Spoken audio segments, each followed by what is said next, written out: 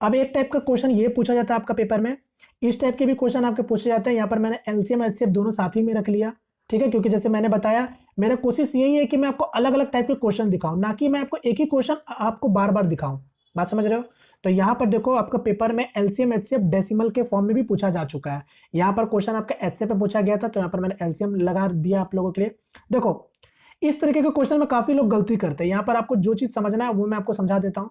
कभी भी अगर आपको डेसिमल में नंबर दिया जाता है ना, तो आप क्या करो, इसको डेसिमल को चेंज कर लो, ठीक है। डेसिमल को चेंज कर लो सिर्फ अपने सुविधा के लिए, ना कि आपको आंसर भी डेसिमल को चेंज करके ही दे देना।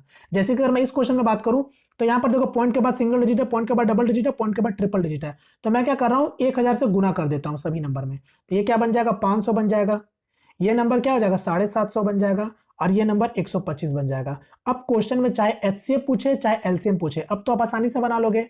जैसे कि अगर मैं बात करूं एचसीएफ क्या हो जाएगा इस नंबर का, तो 125 इसका एचसीएफ हो जाएगा।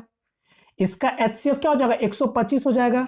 मगर आंसर में आपको 125 नहीं दिखेगा, क्योंकि आपने पहले क्या किया था, 1000 से गुना करके आपने क्वेश्चन को नॉर्मल बनाया था। तो यहां पर आपको क्या करना होगा, 1000 से अब आपको भाग देना होगा। तो 1000 से जब आप इसको डिवाइड करोगे तो मेरा क्या बन जाएगा, 0.125, यानी इसका आंसर हो जाएगा अब आपका 0.125। बात समझ गए?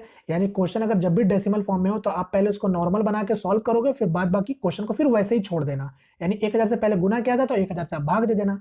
तो ये हो जाएगा इसका आंसर 0.125। उसी तरीके से एलसीएम की बात करें तो एलसीएम क्या हो जाएगा मेरा, 500, 750 और 125 का एलसीएम हो जाएगा 1500। तो 1500 में फिर क्या करेंगे, 1000 से भाग दे देंगे, यानी आपका क्या हो जाएगा, 1.5 हो जाएगा इसका एलसीएम। क्लियर है? ये भी चीज समझ गए। अब एक चीज मैं और बताता हूं जो बहुत ज्यादा इंपॉर्टेंट है।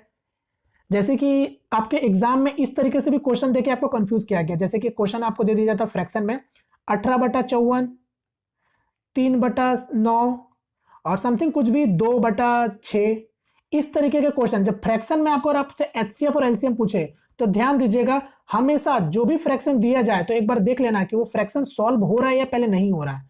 अगर फ्रैक्शन सॉल्व होगा तो पहले आप फ्रैक्शन को सॉल्व करोगे, ठीक है, पहले फ्रैक्शन को सॉल्व करोगे तब जाके आप क्वेश्चन को डील करोगे।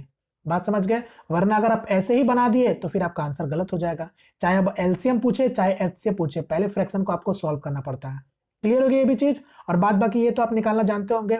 अगर आपसे अगर फ्रैक्शन का एचसीएफ पूछे एलसीएम पूछे तो आपको पता होगा, अगर एचसीएफ पूछे यानी एचसीएफ पूछेंगे तो क्या करते हैं हम लोग, न्यूमरेटर में एचसीएफ निकालते हैं और डिनोमिनेटर में एलसीएम निकालते हैं। जस्ट उल्टा, अगर एलसीएम पूछे कोई फ्रैक्शन का तो फिर अंश में हम लोग एलसीएम निकालते हैं और हर में हम लोग एचसीएफ निकालते हैं। ये तो क्लियर होगा। चलिए इसको मैं बताता हूं।